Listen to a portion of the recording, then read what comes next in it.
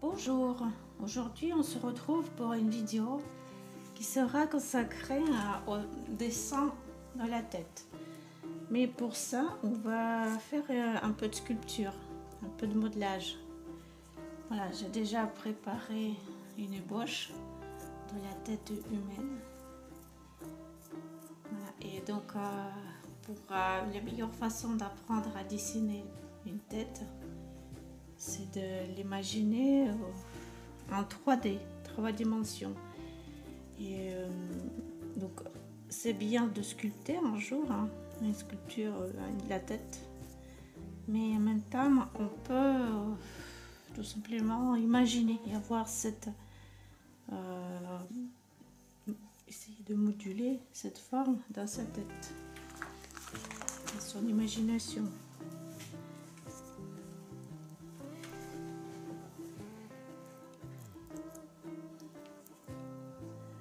Voilà, donc d'abord, on va commencer par la grande forme. Le visage, on va représenter comme un œuf. Donc toute la tête, on peut parler d'un œuf, d'une forme de l'œuf. Mais quand il s'agit de la tête entière, il faut plutôt parler de 2 œufs. Et un œuf pour la partie faciale et un autre œuf qui va intégrer partiellement le premier et qui représente la boîte crânienne. Parce que souvent quand on dessine la tête, on a la tendance de représenter un masque et pas la forme entière. Donc il y a aussi une grande partie qui est occupée par le cerveau et on va appeler la boîte crânienne. Voilà, donc c'est très bien apprendre à dessiner la tête. Il faut connaître l'anatomie humaine, le crâne. Là pour le coup, ce sera le crâne, les os de crâne. Là, c'est devant pour le front, c'est l'œuf frontal, l'os frontal.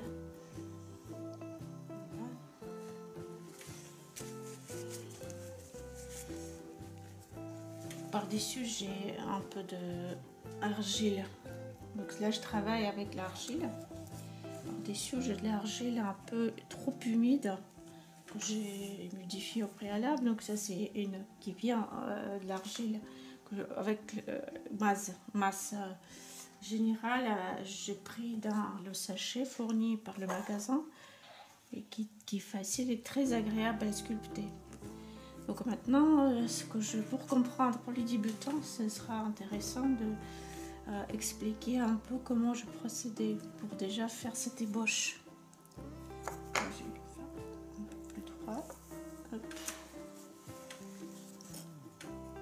Donc il y a des parties faciales. Je vais dessiner les parties. Ça c'est des faces. Il y a les côtés latéraux. Voilà. Qui passent par là. Et souvent on a la lumière. Si cette partie est éclairée, par exemple, elle est éclairée là. Donc là, l'ombre elle va commencer par ici. Voilà, donc la partie faciale latérale.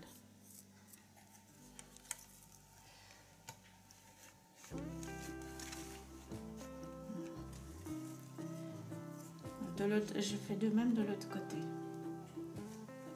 Ce qui est aussi important, c'est de faire la symétrie. Voilà. La symétrie, ça veut dire ce qui va nous aider, c'est l'axe principal, l'axe vertical. Voilà.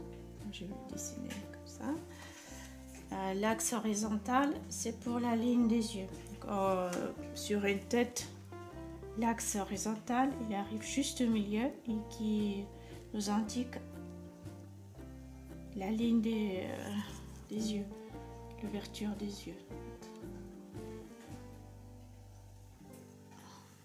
Voilà. Donc, le nez, la bouche et le menton, on représente comme une forme entière. Il faut imaginer un œuf sur lequel on colle à une forme qu'on peut appeler comme la cheminée par exemple. Là, une pyramide très conique qui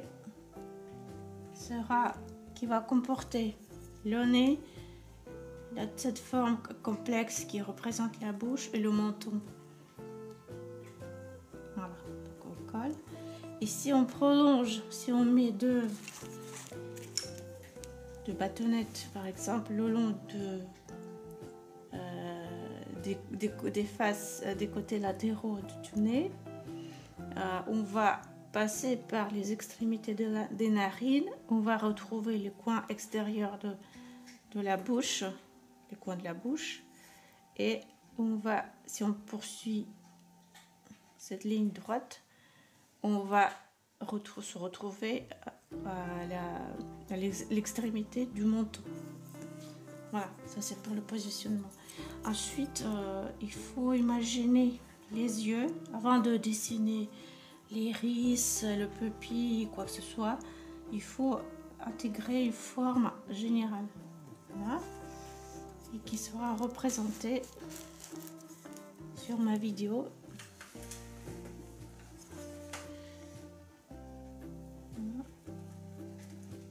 Comme des paniers de basket. Voilà.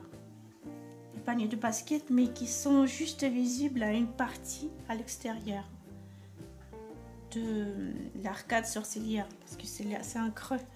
Là, c'est la partie, si vous imaginez le crâne, ça fait un creux, ça fait un trou. Pour l'autre œil, c'est la même chose. Hop. Là, il faut imaginer le panier de basket ou un seau qui ressort juste en partie. Donc toute l'intégralité se trouve à l'intérieur du crâne. Pourquoi c'est important de... Vous allez voir pourquoi ça me sert d'employer ce terme. Parce qu'effectivement, l'œil c'est une sphère globe. C'est un globe. Mais pour représenter, on a ici, il ne faut pas oublier que nous avons la pupille inférieure, la paupière inférieure, la paupière supérieure, et l'œil aussi est un petit peu incliné. Il est comme ça. Voilà, donc il ressort avec cet angle-là.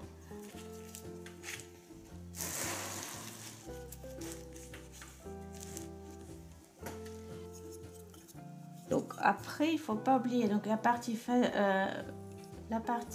faciale qui poursuit ce plan du front. Ça continue sur le nez.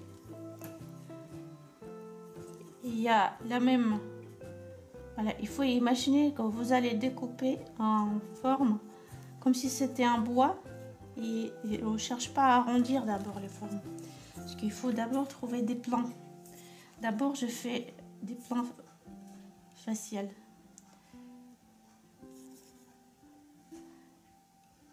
Hein? Donc, pour représenter la bouche, donc j'imagine un coussin. Hein? Pour la lèvre supérieure et deux coussins pour la lèvre inférieure. Voilà. Il y a un qui se pose au milieu des deux autres. Voilà, ça marche toujours comme ça, quelle que soit la morphologie des lèvres.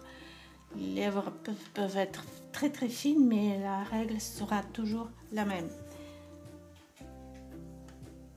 Voilà. Donc on peut essayer de poursuivre cette logique des plans, même sur la bouche, la lèvre inférieure. C'est de face, c'est toujours, c'est-à-dire que ce sont des plans qui sont toujours parallèles. Ils sont de face, donc ils ne sont pas forcément parallèles, mais ils sont de face.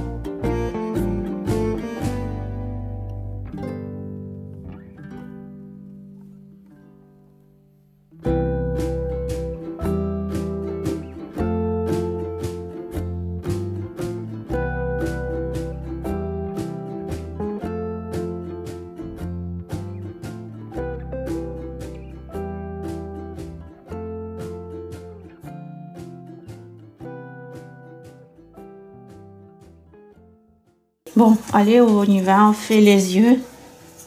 Donc, le fait que c'est un petit peu incliné, le profil, ça fait... Voilà, là on voit bien que c'est ni rond, ça ressemble davantage à une partie de seau qui ressort juste à son 5e ou 6e, juste ressort à l'extérieur du creux et, de l'arcade sourcilière. Là, ça c'est l'arcade et ça c'est le trou. Là où normalement se retrouve l'œil. Bon, il faut commencer par indiquer lacrymal, le canal lacrymal, le coin de l'œil. Donc ça dépend aussi du type du visage. Il y en a où le coin de l'extérieur de l'œil il se trouve au même niveau que le canal lacrymal. Il y en a qui se retrouvent plus bas par rapport à la ligne horizontale. Il y en a qui se trouvent plus haut. Donc ça fait des yeux, quand c'est le haut, ça fait des yeux en amande. Mais nous, on va faire plutôt classique. On va faire au même niveau.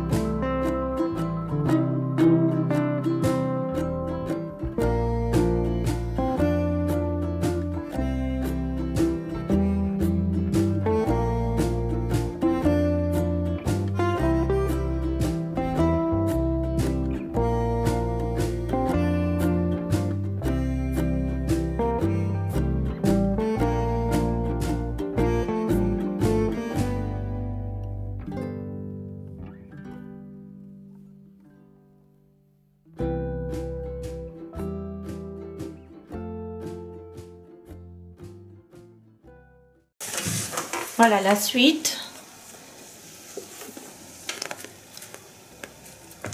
Donc voilà, je montre le modèle dont je m'inspire. Donc il s'agit de Praxitèle.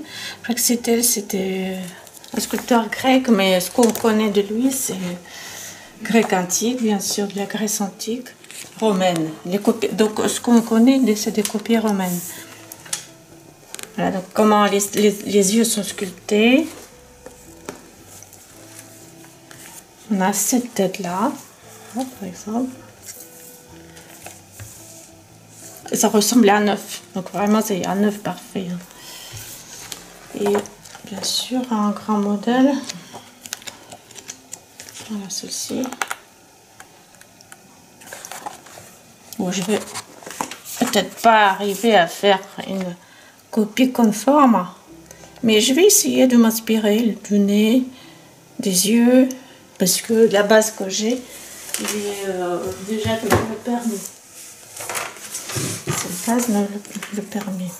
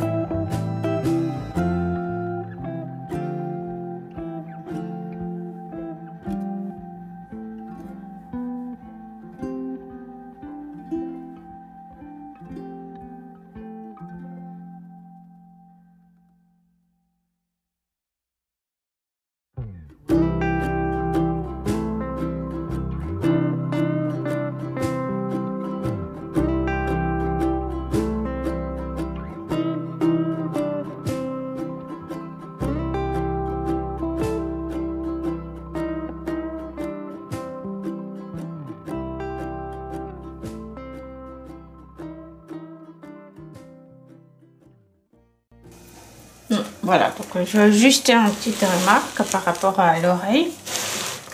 L'oreille, il se pose si on prolonge une ligne du point extérieur, une ligne horizontale, et le bout du nez, là, la base, on prolonge, on retrouve le niveau de plantation de l'oreille. Donc là, il s'accroche à la tête. Et après, il y a des parties qui dépassent, bien évidemment. Voilà, mais on ne se trompera jamais si on fait c'est horizontal.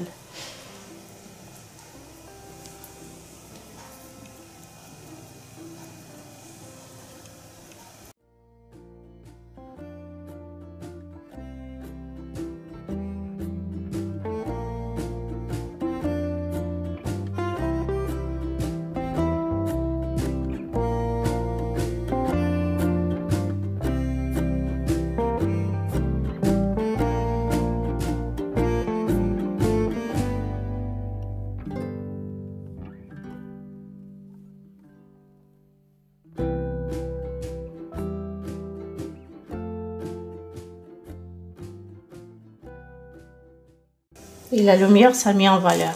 Voilà pourquoi on utilise dans les écoles académiques, en Florence par exemple, à l'époque de la Renaissance, pour apprendre des futurs dessinateurs, des futurs maîtres, tels comme Michel-Ange par exemple. On utilisait les plâtres, les modèles, et toujours éclairé avec une seule source de lumière, comme moi je l'utilise. Là, je vais tourner.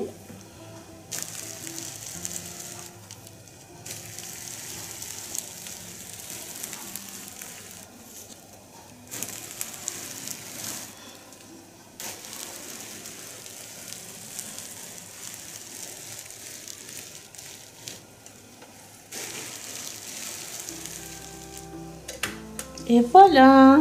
Merci pour votre attention. N'oubliez pas à mettre un petit j'aime si vous avez aimé la vidéo. Voilà. Et à la prochaine fois. Bon travail. Merci.